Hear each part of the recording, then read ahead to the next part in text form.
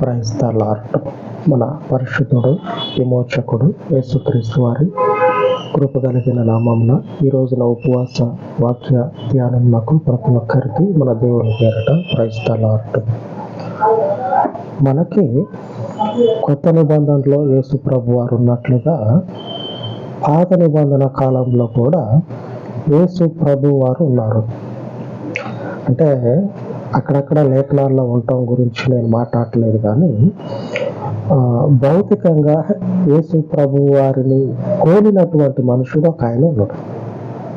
భౌతికంగా మనం కొత్త నిబంధన కాలంలో ఈయన యేసు ప్రభు వారు అని చెప్పుకుంటా ఉన్నాం కదా, అట్లాగనే పాత నిబంధన కాలంలో కూడా ఈయన యేసు ప్రభు వారు అని చెప్పగలిగేంత భౌతిక జీవితాన్ని ఒక ఆయన జీవించి ఉన్నాడు. ఆయన గురించి ధ్యానించుకొని ఈరోజు వాక్యాన్ని మనము దేవుళ్ళలో మనము ముద్రించుకుందాం మన హృదయాల్లో. మీకందరికీ తెలిసినటువంటి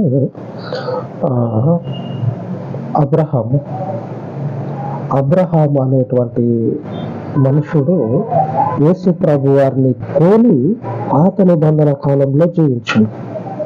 అంటే అబ్రహాము యేసు ప్రభు అని కాదు, కానీ అర్థం ఏంటంటే మనకి ఇప్పుడు కొత్త నిబంధన కాలంలో యేసు ప్రభు వారు కనపడతా ఉన్నారు. అలాగనే ఆయనను పోలి పాత నిబంధన కాలంలో అబ్రహాము కనపడతాడు.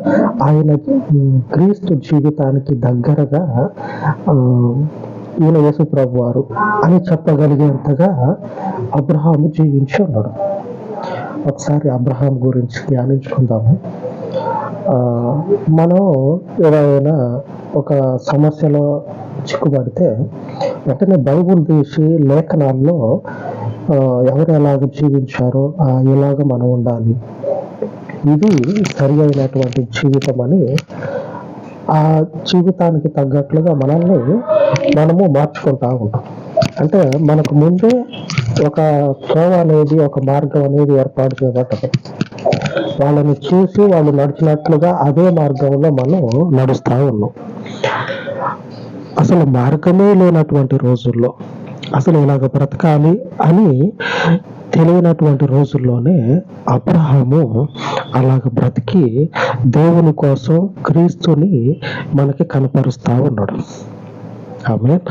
దేవునికి మహిమ. ఒకసారి చూడండి, లేఖనంలో రాయబడినటువంటి వచనము ఆదికాండము 24వ అధ్యాయము 5వ వచనంలో రాయబడి ఉన్నది. ఆ దాసుడు, ఈ దేశమునకు నా వెంట వచ్చుటకు ఒకవేళ ఆ స్త్రీ ఇష్టపడని ఎడల నీవు బయలుదేరి వచ్చిన ఆ దేశమునకు నేను నీ కుమారుని తీసుకొని పోవాలనా అని అడగగా, దాసుడు అంటా ఉన్నాడు అబ్రహాముతోటి, నువ్వు బయలుదేరి వచ్చినటువంటి ఆ దేశానికి నీ కొడుకుని నేను తీసుకొని పోవాలా అని అంటాడు. నువ్వు బయలుదేరి వచ్చినటువంటి ఆ దేశానికి నీ కుమారుని నేను తీసుకొని పోవాలా? వెనుక జీవితం అనేది క్రీస్తులో కొట్టువేయబడ్డది. అంటే భౌతిక పరమైనటువంటి క్రీస్తు లేనటువంటి ఆ పాత జీవితము దేవునిలో కొట్టువేయబడ్డది.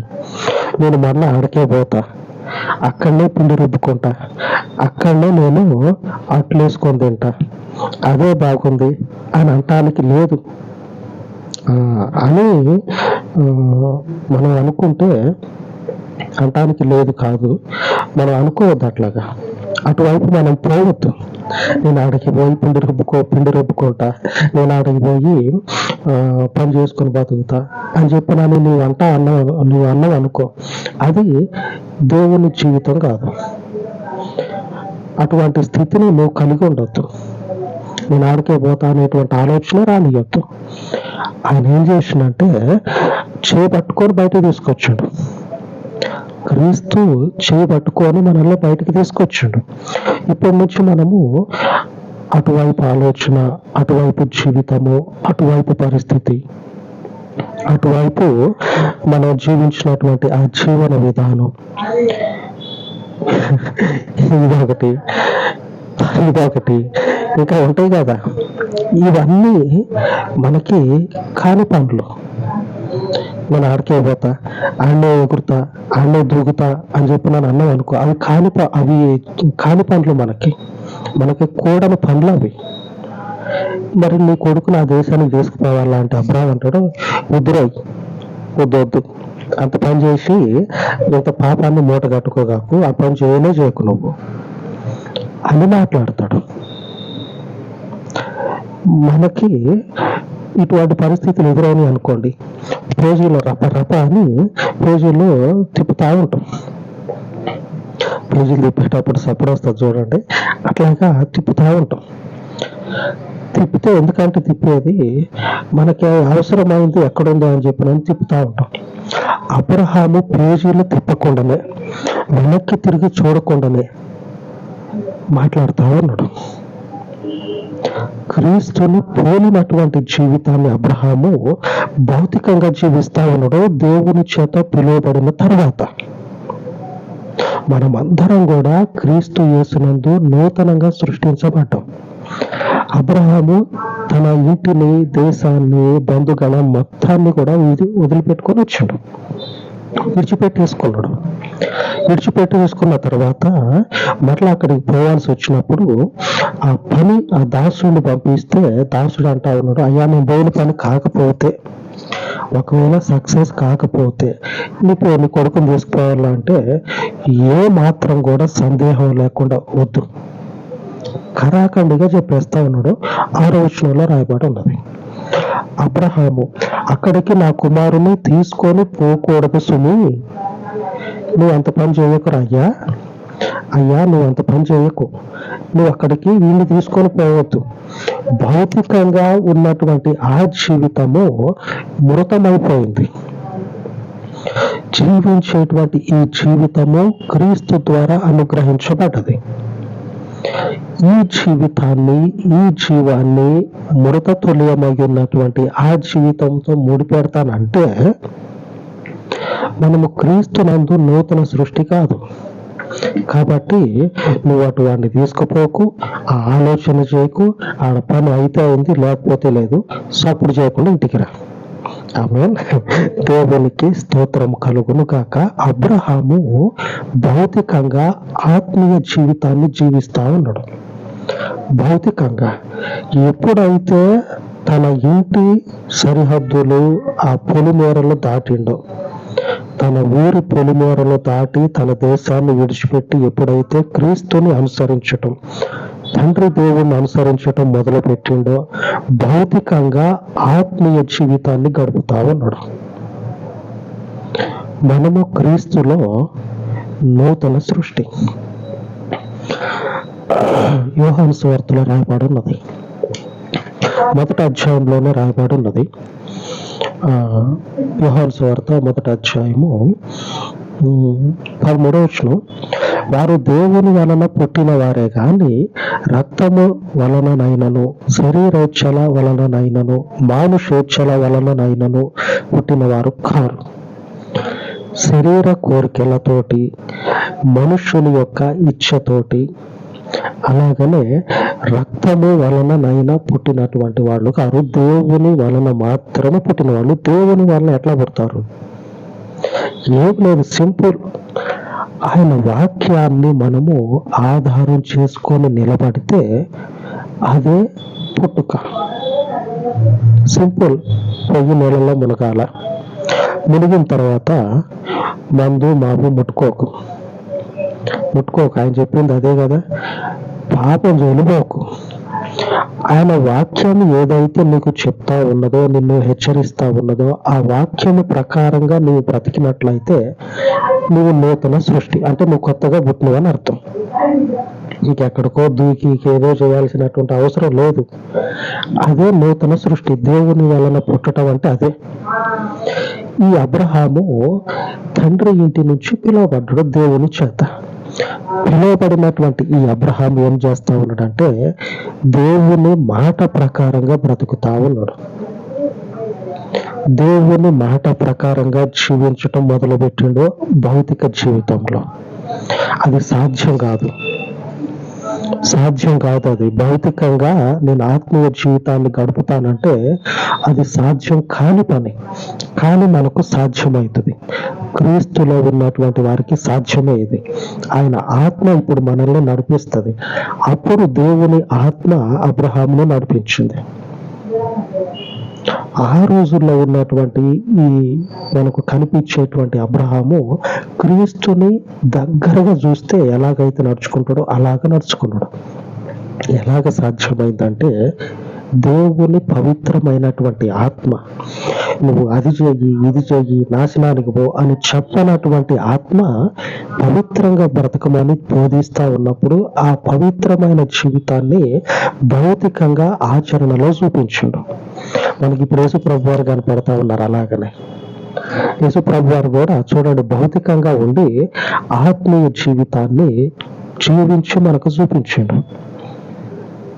రాయబాడు ఉన్నాయి. ఆయన భౌతికంగా బ్రతికినప్పుడు ఏ పరిస్థితులు ఎదురైనప్పుడు ఎలాగ ఆత్మీయంగా జీవించాలో భౌతికంగా జీవించి మనకు చూపిస్తా ఉన్నాడు. అందుకే ప్రజలన్నీ తిప్పి తిప్పి చూస్తూ ఉంటాం. మనకు ఏ సమస్య వస్తే ఆ సమస్యలో మనం ఎలాగ జీవించాలో పేజీలు తిప్పటం, ఇట్లా ఉందా ఇంక ఇట్లా అవ్వదా అని చెప్పి నన్ను బ్రతకటం. ఆత్మ చేత నడిపించబడేటువంటి వారైతే పేజీలు తిప్పాల్సిన పని లేదు. పరిశుద్ధాత్మ దేవుడు నడిపిస్తాడు.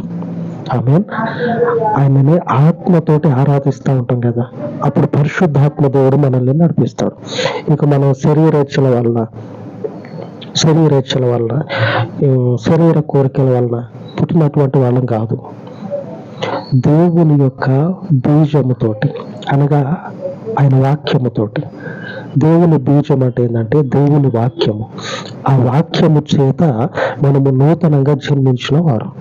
ఆయన ఆజ్ఞాపిస్తేనే కదా బాప్టిజం తీసుకోవటం. ఆయన ఆజ్ఞాపిస్తేనే కదా పవిత్రంగా పరిశుద్ధంగా ఉండేటట్లుగా మనం చూసుకోవటం. ఇదే నూతన సృష్టి. ఆమేన్. అబ్రహాము దాసునికి కండిషన్ పెడతా ఉన్నాడు, ఖచ్చితంగా చెప్తా ఉన్నాడు. ఆ పోనీలో అని చెప్పిన అంటలా ఖచ్చితంగా నువ్వు చేయాల్సినటువంటి పని ఏంటంటే పోయిన పని జరిగిందా సంతోషం, జరగలేదా సంతోషం, నువ్వు తిరిగిరా. అంతేగాని ఇక్కడ ఉన్నటువంటి వారిని అక్కడికి తీసుకుపోతా అని చెప్పినని మాత్రం అనుకో. ఎందుకంటే మనము క్రీస్తునందు నూతన సృష్టి. ఈ నూతనంగా సృష్టించబడినటువంటి వారము అయిన మనము తిరిగి మరలా పోయి ఆ బురదలోనే పొర్లుతావా? ఆ బురద రాసుకొని మరలా తిరిగి వచ్చి దేవుని ముందు నిలబడితే ఆయన మనకి ఏదో ఒకనాడు చెప్పడా? నీకు ఒంటికి బురద ఉన్నదని ఆయన ఏదో ఒకనాడు చెప్పడా? మనకు తెలిసిపోతుంది. మనం బ్రతికేటువంటి బ్రతికి ఎట్లాంటిదో మనకు తెలుస్తుంది.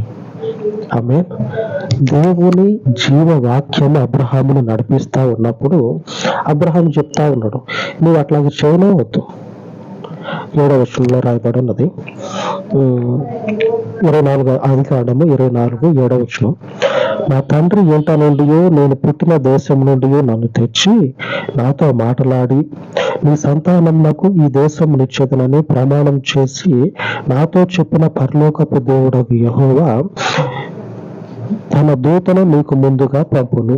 అక్కడ నుండి నీవు నా కుమారునికి భార్యను తీసుకుని వచ్చేదవు. దేవుడు మనల్ని పిలుపిచ్చుండు. ఆయన పిలుపుని మన జీవితాల్లో ఇచ్చి ఈ పిలుపుకు తగినట్లుగా మీరు భౌతికంగా ఉండి ఆత్మీయ జీవితాన్ని ఆచరించండి అని చెప్తా ఉన్నాడు. ఇదే పిలుపు అబ్రహాముకు వచ్చినప్పుడు అబ్రహాము కూడా అలాగ జీవించటం మొదలుపెట్టి నా తండ్రి, నా తల్లి, నా బంధువు, నా చెల్లె, నా అక్క అనేటువంటివి మొత్తాన్ని కూడా పక్కకు పెట్టేసిండు. యేసుప్రభు వారు కూడా అదే మాట్లాడారు, నా తల్లి ఎవరు, నా సహోదరులు ఎవరు? ఈ వాక్యము విని ఈ వాక్యం ప్రకారంగా జీవించేటువంటి వారే నాకు సహోదరుడు, సహోదరి, నా తల్లి. ఇంకంత మించి భౌతికంగా ఉన్నటువంటివి అవి ఎప్పటికీ నిలిచేటువంటి రిలేషన్షిప్, బంధుత్వాలు అయితే కావు. ఎప్పటికీ నిలబడేటువంటివి అయితే కావు. శాశ్వత కాలం నిలిచేది ఏంటంటే దేవుని యొక్క రిలేషన్షిప్, దేవునితో మనకున్నటువంటి బంధుత్వం, ఇదే నిలబడుతుంది. దీనిని నిలుపుకున్నామంటే భౌతికపరమైనటువంటి మా ఇంటి, మా ఇల్లు, మా బంధువులు అని చెప్పి అనుకుంటూ ఉన్నాం కదా, అటు తర్వాత జీవితంలో మనకు ఎదురైతే ఇవే. ఆయనలో మన యొక్క జీవితాన్ని స్థిరపరచుకుంటే మనం కోల్పోయినటువంటి ఆ జీవితము ఆ తర్వాత మనకు అనుగ్రహించబడుతుంది. దేవుని నామానికి స్తోత్రము కలుగును గాక. అబ్రహాం అనేటువంటి మనుషుడు దేవుని చేత ఆ మొట్టమొదటి రోజుల్లోనే క్రీస్తుని పోలి నడుచుకుంటా ఉన్నాడు. ఎక్కడా గ్రంథాలు లేవు, ఎక్కడా పూజలు తిప్పుతామంటే అసలు అటువంటి గ్రంథమే లేదు. మరి ఎలాగ సాధ్యమైంది? గమనించండి ఒకసారి, ఎలాగ సాధ్యమైంది? అబ్రహాం అనేటువంటి మనుషునికి ఎలాగ సాధ్యమైందంటే, దేవుని పవిత్రమైనటువంటి ఆత్మ ఒక మనుషునికి పిలుపు అనేది ఇస్తే ఆ మనుషుని ఎన్నుకుంటే, చూజ్ చేసుకుంటే, ఆ మనుషునితోటి దేవుని ఆత్మ ఉండి నడిపిస్తూనే ఉంటుంది. పరిశుద్ధాత్మ దేవుడు ప్రతి గడియలో మీ దగ్గరకు వస్తాడు. ఇది సత్యం. అది కళ అయినా కావచ్చు.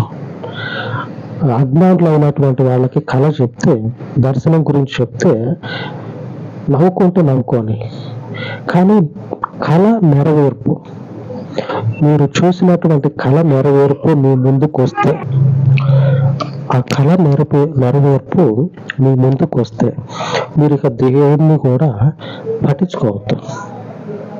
ఆయన ఆత్మ అనేది మిమ్మల్ని నడిపిస్తుంది. నడిపించటానికి సమర్థత కలిగింది. అబ్రహాం నడుచుకోవాలా? మరొకరెవరూ చెప్పినటువంటి స్థితి కనపడట్ల అబ్రహాంకి. దేవుడే నడిపిస్తా ఉన్నాడు. అదే దేవుడు, ఆ పరిశుద్ధమైనటువంటి ఆత్మ ఈరోజు మనకి వాగ్దానం చేస్తూ ఉన్నది.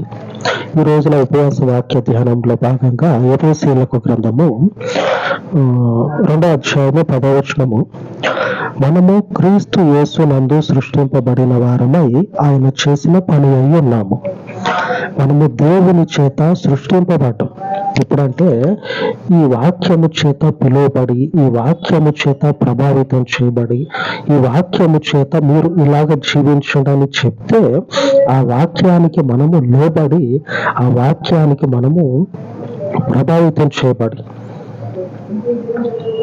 ఆ వాక్యానికి మనము ప్రభావితం చేయబడి, ఆ వాక్యము చేత మనం ముద్రించబడి ఉన్నాం. ఆమేన్. ఇదే వాక్యము మన జీవితాల్లో ఏం చేస్తుందంటే, ఆయన చేత మనం ముద్రించబడి నడిపించబడుతూ మనల్ని స్థిరపరచడానికి అవకాశం ఉంటుంది. అప్పుడున్నటువంటి అబ్రహాము, ఇప్పుడున్నటువంటి క్రీస్తు, ఈ ఇరువురి జీవితాలు కూడా దేవుని వాక్యము చేతనే స్థిరపరచబడ్డాయి. భౌతికంగా ఉన్నటువంటివి ఏమైతే ఉన్నాయో అవి వీళ్ళ జీవితాల్లో కనపడట్లే. ఎప్పుడైతే ఆయన చేత సృష్టించబడ్డారు, ఎప్పుడైతే దేవుని చేత ముద్రించబడ్డారు, అటు తర్వాత నుంచి దేవుని వాక్యము చేత వాళ్ళ జీవితాలను, భౌతికంగా ఉన్న వారి జీవితాలను ఆత్మీయంగా వాళ్ళు ఏం చేశారంటే మార్చుకున్నారు. భౌతికంగా ఉన్నారు కానీ జీవితం అనేది ఆత్మీయంగా జీవిస్తూ ఉన్నారు. ఇదే స్థితిని మనం దేవునిలో కలిగి ఉండాలి. ఎందుకంటే మనం ఇప్పుడు రక్త మాంసాలు, మనుషుని యొక్క ఇచ్చ వలన, శరీర ఇచ్చల వలన, శారీరక కోరికల వలన పుట్టిన వాళ్ళం కాదు.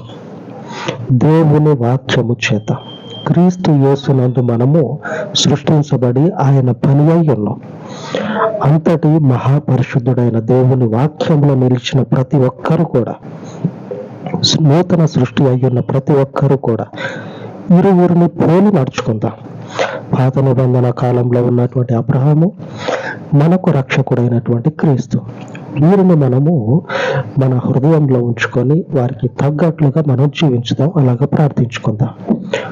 సర్వోన్నతుడా, పరలోకపు తండ్రి, మీ దయగలిగిన పాదముల యొద్ద ప్రార్థిస్తూ ఉండగా చెప్పబడినటువంటి వాక్యమును తండ్రి నీరు కట్టి ఫలింపచేయమని, ప్రతి ఒక్కరి హృదయంలో ఉన్నటువంటి అవిశ్వాసపు జాడలను, అవిశ్వాసపు క్రియలను మీ ఆత్మచేత లయపరిచి, పరలోకపు దేవ, నూతన సృష్టి అయ్యున్నటువంటి మేము ఆత్మీయంగా భౌతిక జీవితంలో జీవించుటకు క్రీస్తు వలె, పితరుడైనటువంటి అబ్రహాము వలె మీ యందు తండ్రి నిష్కపటులై నిలుచుటకు కృప చూపమని, అలాగే నాయన ప్రతి ఒక్కరి అవసరాన్ని జ్ఞాపకము చేసుకొని దయగలిగిన తండ్రి, ఈ ఆన్లైన్ ద్వారా ఎందరైతే తండ్రి ఈ పరిచర్యను అనుసరిస్తూ ఉన్నారు, అటు ప్రతి సహోదరుడిని సహోదరిని దర్శించి వారి హృదయ వాంఛలను తీర్చమని, వారి ప్రతి ఇదిగో అవసరాన్ని గుర్తించి వారిని దర్శించి బలపరచమని, ఆశీర్వదించబడినటువంటి ప్రతి ఒక్కరిని తండ్రి మీరు బలపరిచి ఈ పరిచర్యకి తండ్రి వారి సహకారం అందించులాగున మీ ఆత్మచేత వారిని తండ్రి తట్టి లేపమని మీ ఘనతను బట్టి వేడుకొని చూడగా సహాయము చేయవాడవు నీవు, ఆదరించి బలపరచువాడవు నీవు. నీ యందు బలపరచబడుటకు మీ కనికరమును జ్ఞాపకము చేసుకొని ఈ పరిచర్యను దర్శించమని యేసుక్రీస్తు దయగలిగిన నామమును ప్రార్థించి వేడుకొని చూన్నాను తండ్రి. ఆమేన్, ఆమేన్. ఉన్నతమైన దేవుని కృప నిత్యము మనకు తోడయ్యుడను గాక. ఆమేన్, ఆమేన్.